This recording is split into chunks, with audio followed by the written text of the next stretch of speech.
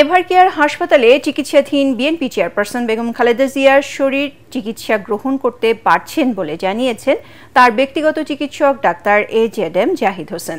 হাসপাতালের সামনে ব্রিফিংয়ে এ তথ্য জানিয়ে তিনি বলেন, বেগম জিয়ার চিকিৎসায় যুক্ত হতে ঢাকায় আসছেন যুক্তরাজ্যের চিকিৎসক দল। তার শারীরিক পরিস্থিতি নিয়ে কোনো রকম গুজবে কান না দিয়ে দেশবাসীকে দোয়া করার আহ্বান জানান ডাক্তার জাহিদ। এদিকে এভারকেয়ার হাসপাতালে বেগম জিয়ার নিরাপত্তার দায়িত্ব নিয়েছেন স্পেশাল সিকিউরিটি ফোর্স SSF। নেতাকর্মী আর দেশবাসীর উদ্বেগ উৎকণ্ঠার মধ্যে গুরুতর অসুস্থতা নিয়ে টানা 9 দিন যাবৎ এভারকেয়ার হাসপাতালে চিকিৎসাধীন আছেন বেগম খালেদা জিয়া। এর মধ্যেই মঙ্গলবার দুপুরে ব্যক্তিগত চিকিৎসক ডাক্তার AJM জাহিদ হোসেন খালেদা জিয়ার সবশেষ শারীরিক অবস্থা নিয়ে গণমাধ্যমে ব্রিফ করেন। তিনি জানান, বেগম জিয়ার শারীরিক নানা জটিলতা বিবেচনায় প্রয়োজনীয় চিকিৎসা দেয়া হচ্ছে এবং রোগীর শরীর তা গ্রহণ করতে পারছে। আল্লাহর অশেষ মেহেরবানিতে ডাক্তাররা যে চিকিৎসা দিচ্ছেন সেই চিকিৎসা উনি গ্রহণ করতে পারছেন। কোনো ধরনের গুজব ছড়ানো এবং গুজবে কান না দেওয়ার জন্য বিনীতভাবে পরিবারের পক্ষ থেকে, দলের পক্ষ থেকে আপনাদেরকে আমরা অনুরোধ করছি। তিনি আরও বলেন, বেগম জিয়ার সার্বিক পরিস্থিতি পর্যবেক্ষণে যুক্তরাজ্য থেকে আসা চিকিৎসকদের সাথে আলোচনা করে মেডিকেল বোর্ড তাকে বিদেশে নেয়ার বিষয়ে সিদ্ধান্ত নেবে। UK থেকে ওনাকে দেখার জন্য বিশেষজ্ঞ আসবেন এবং ওনারা দেখবেন। দেখার পরবর্তীতে ওনাকে যদি ট্রান্সফারেবল হয়, আমাদের যদি ট্রান্সফার করার প্রয়োজন পড়ে মেডিকেল বোর্ড মনে করে, তখনই ওনাকে সেই যথাযথ সময়ে ওনাকে চিকিৎসার জন্য দেশের বাইরে নিয়ে যাওয়া হবে। আমাদের সকল প্রস্তুতি আছে। দীর্ঘ 6 বৎসর যাবৎ আপনারা আমাদেরকে সহযোগিতা করেছেন।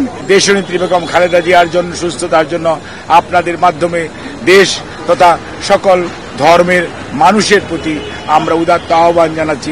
এদিকে সাবেক 3 বারের প্রধানমন্ত্রী খালেদা জিয়ার নিরাপত্তা নিশ্চিত করতে এভারকেয়ার হাসপাতালে কাজ শুরু করেছে স্পেশাল সিকিউরিটি ফোর্স SSF। অন্যদিকে দলীয় প্রধানের রোগ মুক্তি কামনায় রাজধানীসহ সারা দেশে মিলাদ মাহফিল, সদকা ও দোয়ার আয়োজন করছে বিএনপি ও সহযোগী সংগঠন। রাজধানীর শ্যামলীতে নিজ বাসায় এমনই এক আয়োজনে বিএনপির সিনিয়র যুগ্ম মহাসচিব রুহুল কবির রিজভী বলেন, বেগম খালেদা জিয়ার অসুস্থতায় শুধু বিএনপি নয়, উদ্বিগ্ন সারা দেশের মানুষ। অনেক আক্রান্তকারীরা তাকে দেশ থেকে সরিয়ে দেওয়ার চেষ্টা করেছে, তারপরেও তিনি অটল মনোবল নিয়ে তিনি মানুষের নেতৃত্ব দিয়ে গেছেন।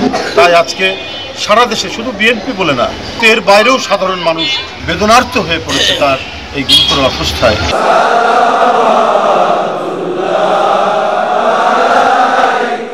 বেগম জিয়ার সুস্থতা কামনায় ঢাকা বিশ্ববিদ্যালয়ের কেন্দ্রীয় মসজিদে বিশেষ দোয়ার আয়োজন করে জাতীয়তাবাদী ছাত্র দল।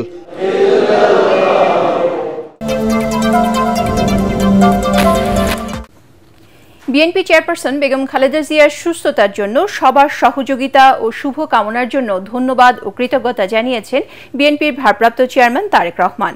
নিজের ভেরিফাইড ফেসবুক পেজে দেয়া পোস্টে তারেক রহমান লিখেছেন, বিশ্বের নানা প্রান্ত থেকে বেগম খালেদা জিয়ার সুস্থতার জন্য যেভাবে সহযোগিতা ও শুভকামনা জানিয়েছে জিয়া পরিবার ও বিএনপি সবার প্রতি কৃতজ্ঞ। বিভিন্ন দেশের নেতারা, কূটনীতিকরা ও বন্ধুদের উদ্বেগ উৎকণ্ঠার পাশাপাশি বাংলাদেশের মানুষের অপরিসীম ভালোবাসা ও দোয়া আমাদের আবেগ অনুভূতিকে গভীরভাবে স্পর্শ করেছে। এই কঠিন সময়ে ঐক্য, সহমর্মিতা ও সংহতির জন্য প্রতিটি মানুষের প্রতি অসীম কৃতজ্ঞতা জানান তারেক রহমান। টানা তৃতীয়বার অর্জন করেছে দেশের সেরা সুপার ব্র্যান্ড স্বীকৃতি বসুন্ধরা টিস্যু। প্রধান উপদেষ্টার সভাপতিত্বে রাষ্ট্রীয় অতিথি ভবন যমুনায় উপদেষ্টা পরিষদের একটি বিশেষ বৈঠক অনুষ্ঠিত হয়েছে। এতে 3 বারের সাবেক প্রধানমন্ত্রী, সাবেক রাষ্ট্রপতির স্ত্রী ও বিএনপি চেয়ারপারসন বেগম খালেদা জিয়ার দ্রুত রোগমুক্তি কামনা করে দোয়া করা হয়। একই সাথে জাতির কাছে তার জন্য প্রার্থনার আহ্বান জানানো হয়। সভায় বেগম খালেদা জিয়ার বর্তমান শারীরিক অবস্থা বিবেচনায় হাসপাতালে তার নির্বিঘ্ন চিকিৎসা, প্রয়োজনে উন্নত চিকিৎসার জন্য বিদেশে নিয়ে যাওয়ার পরিকল্পনা, তার নিরাপত্তা ও যাতায়াতের সুবিধা এবং উচ্চ মর্যাদা বিবেচনায় তাকে রাষ্ট্রের অতি গুরুত্বপূর্ণ ব্যক্তি ভিভিআইপি ঘোষণা করার সিদ্ধান্ত নেওয়া হয়। এই সিদ্ধান্ত অবিলম্বে কার্যকরের জন্য সংশ্লিষ্ট সকল সংস্থাকে নির্দেশনা দেওয়া হয়েছে। পরে বৈঠকের বিষয়ে ব্রিফিং করেন পরিকল্পনা উপদেষ্টা ডক্টর ওয়াহিদ উদ্দিন মাহমুদ। বেগম খালেদা জিয়ার বর্তমান শারীরিক অবস্থা বিবেচনায় হাসপাতালে তার নির্বিঘ্ন চিকিৎসা, প্রয়োজনে উন্নত চিকিৎসার জন্য বিদেশে নিয়ে যাওয়ার পরিকল্পনা, তার নিরাপত্তা ও যাতায়াতের সুবিধা এবং উচ্চ মর্যাদা বিবেচনায় তাকে রাষ্ট্রের অতি গুরুত্বপূর্ণ ব্যক্তি ভিভিআইপি ঘোষণা করার সিদ্ধান্ত নেওয়া হয়। এই সিদ্ধান্ত অবিলম্বে কার্যকরের জন্য সংশ্লিষ্ট সকল সংস্থাকে নির্দেশনা প্রদান করা হয়। দল বা পরিবার সিদ্ধান্ত নিলে বিএনপি চেয়ারপারসন বেগম খালেদা জিয়াকে চিকিৎসার জন্য বিদেশে পাঠাতে সরকার প্রয়োজনীয় ব্যবস্থা ও সহযোগিতা করবে বলে জানিয়েছেন পররাষ্ট্র উপদেষ্টা তৌহিদ হোসেন। নিজ দপ্তরে সাংবাদিকদের তিনি জানান, বিএনপির ভারপ্রাপ্ত চেয়ারম্যান তারেক রহমানের দেশে ফেরার বিষয়ে সরকারের কাছে কোনো তথ্য নেই। দেশে ফিরতে তিনি এখনও ট্রাভেল পাস চাননি, তবে চাইলেই ইস্যু করা হবে বলেও জানান উপদেষ্টা। কতক্ষণ সময় লাগতে পারে? প্রস্তুতি আছে, যদি প্রয়োজন ডাক্তাররা বললে তখন তো নিয়ে যাওয়া হবে। না, এটা তো আমরা কনফার্ম হবো না, এটা তো ওই ওনার আত্মীয় স্বজন এবং পার্টির লোকেরা কনফার্ম করবে বাড়ি নিয়ে যাওয়া হচ্ছে কিনা। অ্যারেঞ্জমেন্ট আছে। তার মানে তারেক রহমানের আশা নিয়ে কোনো সুনির্দিষ্ট তথ্য নাই? না, কোনো সুনির্দিষ্ট তথ্য নেই। বাংলাদেশে তারেক রহমানের কোনো ঝুঁকি নেই, তিনি স্ট্যাটাস অনুযায়ী নিরাপত্তা পাবেন বলে জানালেন স্বরাষ্ট্র উপদেষ্টা জাহাঙ্গীর আলম চৌধুরী। তিনি বলেন, দেশের গুরুত্বপূর্ণ ব্যক্তিসহ সবার নিরাপত্তা নিশ্চিত করবে সরকার। উপদেষ্টা জানান, বিডিআর হত্যাকাণ্ডে তদন্ত কমিশনের রিপোর্ট গুরুত্ব সহকারে দেখছে স্বরাষ্ট্র মন্ত্রণালয়। সচিবালয়ের কোর কমিটির বৈঠক শেষে এসব কথা বলেন তিনি। বিএনপির ভারপ্রাপ্ত চেয়ারম্যান তারেক রহমান দেশে ফিরছেন এমন একটি ভিডিও সামাজিক যোগাযোগ মাধ্যমে ভাইরাল হয়েছে। যদিও এর সত্যতা নিশ্চিত হওয়া যায়নি, তবে তার ফেরা যে কতটা গুরুত্বপূর্ণ সেটা আন্দাজ করা যাচ্ছে। একদিকে বেগম জিয়ার রোগ নিয়ে উদ্বিগ্নতা, অন্যদিকে তারেক রহমানের ফেরা নিয়ে কৌতূহল রয়েছে বিএনপির নেতাকর্মী ও সমর্থকদের মধ্যে। 17 বছর পর তিনি দেশে ফিরলে নিরাপত্তা কেমন হবে, এমন প্রশ্নে স্বরাষ্ট্র উপদেষ্টা জানান, তাকে স্ট্যাটাস অনুযায়ী নিরাপত্তা দেয়া হবে। সবার একটা স্ট্যাটাস তো থাকে, ওই রকম একটা বাংলাদেশে কারো কোনো নিরাপত্তার কোনো সংখ্যা নেই। আমরা সবার জন্যই প্রস্তুত, স্বরাষ্ট্র মন্ত্রণালয় সবার জন্য প্রস্তুত আছে এবং স্পেশালি যাদের জন্য দরকার তাদের জন্য স্পেশাল যেটা দেওয়ার দরকার ওইটার জন্য আমরা প্রস্তুত আছি। এটা আমরা করছি, আপনার তো ছিল, আপনি চাইলে আপনার উদ্যম, আমি বলছিলাম না, আপনি তো চাইলেন না এখনো। বিএনপি চেয়ারপারসন বেগম খালেদা জিয়াকে ভিভিআইপির মর্যাদা এতদিন পর কেন দেয়া হলো, সেই প্রশ্ন এড়িয়ে যান স্বরাষ্ট্র উপদেষ্টা। এটার ক্ষেত্রে আমি কিছু বলতে পারবো না, এই ক্ষেত্রে যাদের এটা দেওয়ার তারা এটার ক্ষেত্রে বলতে পারবো।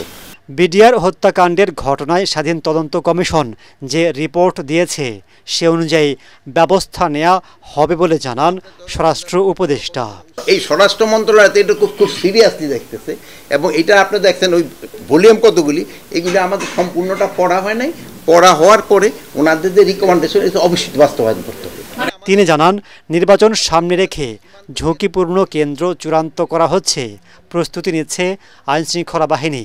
দাবি করেন, এসপি বদলি ও পদায়নে কোনো দলের স্বার্থ দেখা হয়নি। আমার কাছে কেউ কোনো অভিযোগ করে না, আমার কাছে কেউ একটা অভিযোগ করে না, সত্যি কথা। জামায়াত ইসলামী ক্ষমতায় গেলে সমাজের সকল অংশীজনদের সম্মানিত করা হবে বলে জানিয়েছেন দলটির আমির ডাক্তার শফিকুর রহমান। দুপুরে রাজধানীর শেওড়াপাড়ায় নিজ নির্বাচনী আসনের ঔষধ ব্যবসায়ীদের সাথে মতবিনিময়কালে একথা বলেন তিনি। জামায়াতের আমির বলেন, জনগণকে অন্ধকারে রেখে কোনো কাজ করবে না তার দল। জনগণকে সঙ্গে নিয়েই দেশ পরিচালনার নীতি গ্রহণ করবে জামাত।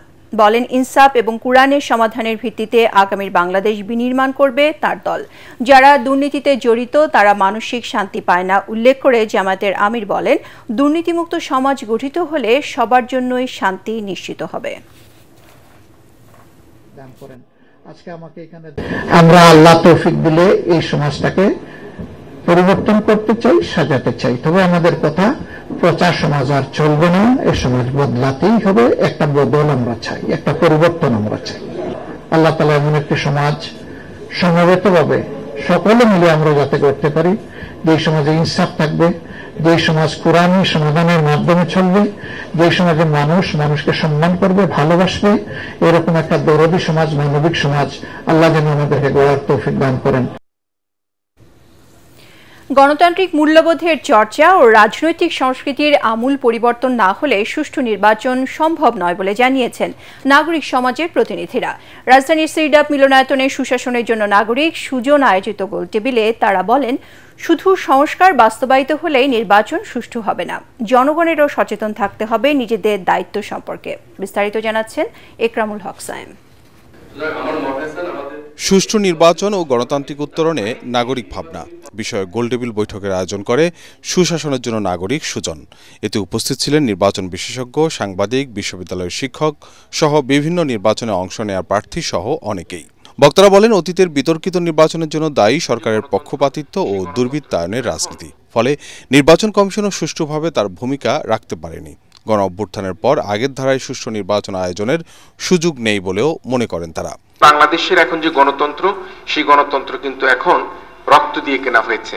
সুতরাং রক্ত দিয়ে কেনা এই গণতন্ত্রকে আমরা বৃথা যেতে দিতে পারবো না। হাসিনাও কিন্তু টিকে থাকতে পারেনি। একসময় তো মনে করা হয়েছিল মানে আমৃত্যু হাসিনাকে আর সরানো যাবে না, তিনিও সরেছেন। এবং আমরা যারা সোচ্চার ভূমিকা পালন করেছি আরো, এবং এর ফলেই কিন্তু নাগরিকরা জেগে উঠেছে। যদি আমি যা খুশি করে পার পেয়ে যেতে পারি, তাহলে ওখানে ফেরেশতা বসলেও সে উল্টাপাল্টা করবে, কারণ তার উপর কোনো নিয়ন্ত্রণ নেই। সুষ্ঠু নির্বাচনী ব্যবস্থার জন্য আইনি, প্রাতিষ্ঠানিক ও কাঠামোগত সংস্কারের বিকল্প নেই বলেও মত দেন বক্তারা। একটি সুষ্ঠু নির্বাচনকে যেন কেউ ব্যাহত করতে না পারে, সেজন্য জনগণের জোরালো ভূমিকারও তাগিদ দেন তারা। যে কোনো মূল্যে যে জিতে আসার যে জটিল সমীকরণটা রাজনৈতিক দলগুলো করে, এ থেকে বেরিয়ে এসে যদি তারা বলতো যে না, আমরা সব যোগ্য প্রার্থী দেবো, যারা ওনারা ভোটারের কাছে যাক, ভোটারের কাছ থেকে ভোট এনে জয়ী হয়ে আসুক। এমন জিনিসগুলো আদায় করে নেয় নাসির কমিশনের কাছে যে আপনি কিন্তু কোনো দলের নিযুক্ত নন, রক্তস্নাত বাংলাদেশের আপনি প্রধান নির্বাচন কমিশনার। সেই কারণেই আমাদের উদ্দেশ্য থাকবে এই যে সকল মানুষকে আমরা এইভাবে সচেতন করব যে this is the time you must form a good and strong government. জনগণ অত্যন্ত সচেতন, কিন্তু তাদেরকে পথ পাঠিয়ে দিতে হবে। ভোট কেন্দ্রে সিসি ক্যামেরা ব্যবহারের মাধ্যমে ভোটের স্বচ্ছতা ও জবাবদিহিতা নিশ্চিত করার কথাও বলেন নাগরিক সমাজের প্রতিনিধিরা। প্রতিটা নির্বাচন কেন্দ্রে যাতে সিসিটিভি বাধ্যতামূলক করা হয়, ভিজুয়াল জিনিসের যে পাওয়ার সেটা কিন্তু আমরা জানি। কারো বুকে এত শক্তি নাই আপনি ক্যামেরার সামনে এভিডেন্স রেখে আপনি সেখানে কিছু করবেন, কোনোদিনও এটা হতে পারে না। আপনি যদি সেই ব্যবস্থাটা করেন তাহলে একবারে ক্লিয়ার। ইকরামুল হক সায়েম, এটিএন বাংলা, ঢাকা।